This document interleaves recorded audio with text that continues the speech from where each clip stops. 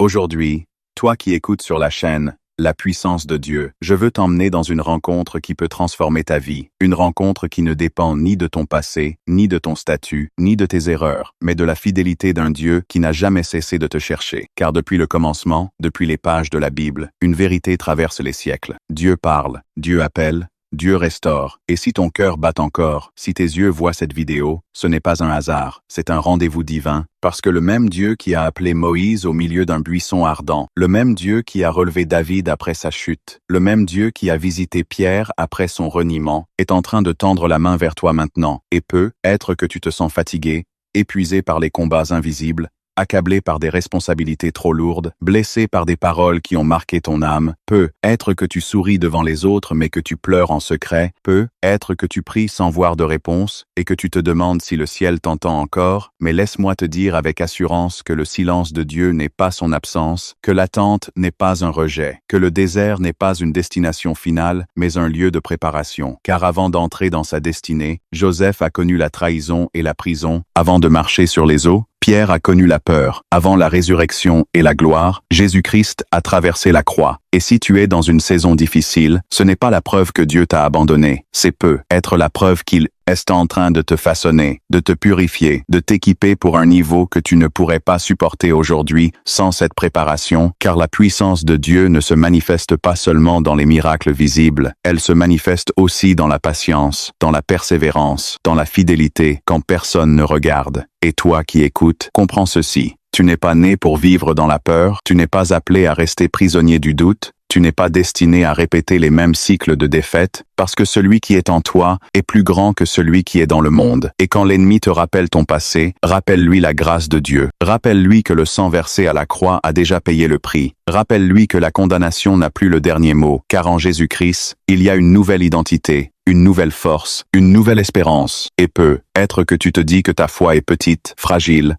instable, mais même une foi comme une graine peut déplacer des montagnes si elle est placée dans le bon Dieu, car ce n'est pas la taille de ta foi qui compte, c'est la grandeur de celui en qui tu crois. Et Dieu ne cherche pas des personnes parfaites, il cherche des cœurs disponibles, des âmes qui disent oui, malgré la peur, des hommes et des femmes qui acceptent de marcher, même quand ils ne voient pas toute la route. Et aujourd'hui, il t'appelle à sortir de la passivité, à sortir de la comparaison, à sortir de la culpabilité. Il t'appelle à te lever spirituellement, à déclarer que ta maison servira l'Éternel, que ton esprit ne sera plus envahi par de pensées de défaite, que tes lèvres proclameront la vie et non la mort, car les paroles que tu prononces façonnent ton atmosphère. Et si tu changes ton langage, tu changes ton futur, commence à dire que tu es béni, même si les circonstances semblent contraires. Commence à dire que Dieu ouvre des portes, même si tu ne vois que des murs. Commence à dire que la guérison est en marche, même si la douleur persiste. Car la foi parle avant de voir. La foi agit avant de ressentir. La foi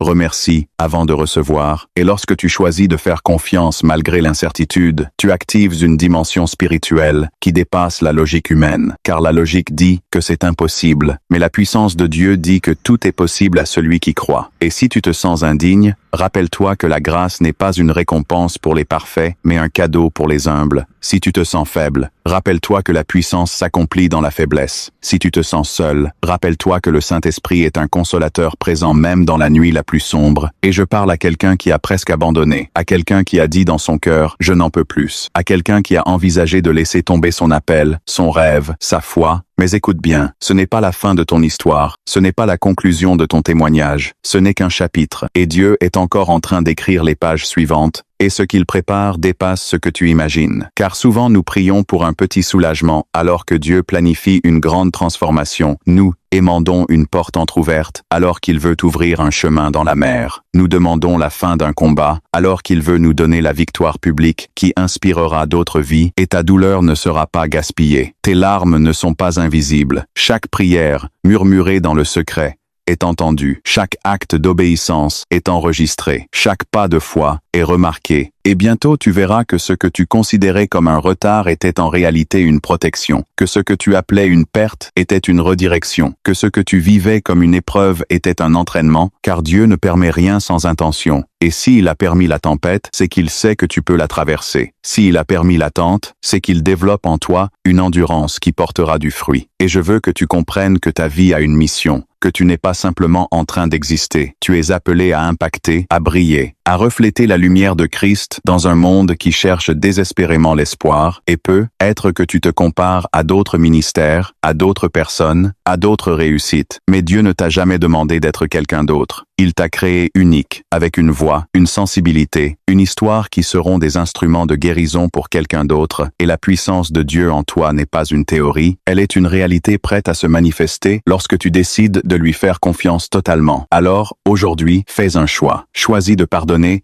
même si c'est difficile, choisis d'aimer, même si tu as été blessé. Choisis de persévérer, errer même si le chemin est long. Choisis de prier même si tu es fatigué. Choisis de croire même si tu ne comprends pas tout. Parce que chaque choix aligné avec la volonté de Dieu ouvre une dimension nouvelle. Et je déclare sur ta vie que les chaînes invisibles tombent, que les mensonges qui te retenaient perdent leur pouvoir, que la peur recule, que la paix envahit ton esprit, que la clarté remplace la confusion, que la faveur divine t'accompagne là où tu vas, que ta famille voit la main de Dieu agir, que ton cœur retrouve la joie, et que ta foi soit renouvelée comme celle d'un enfant qui croit sans réserve, car le même Dieu qui a fait des merveilles hier est capable d'agir aujourd'hui, et il n'a pas changé. Sa fidélité ne dépend pas de tes émotions, son amour ne dépend pas de tes performances, sa promesse ne dépend pas des circonstances. Et si tu tombes, relève-toi. Si tu doutes, prie encore. Si tu pleures, adore quand même, car l'adoration au milieu de l'épreuve est une arme puissante. Et bientôt tu regarderas en arrière et tu diras, si Dieu ne m'avait pas soutenu, je ne serais pas là. Mais il m'a gardé, il m'a porté, il m'a relevé. Et maintenant je marche dans une nouvelle saison. Une saison de maturité, une saison d'autorité spirituelle, une saison où ce que tu as appris dans le secret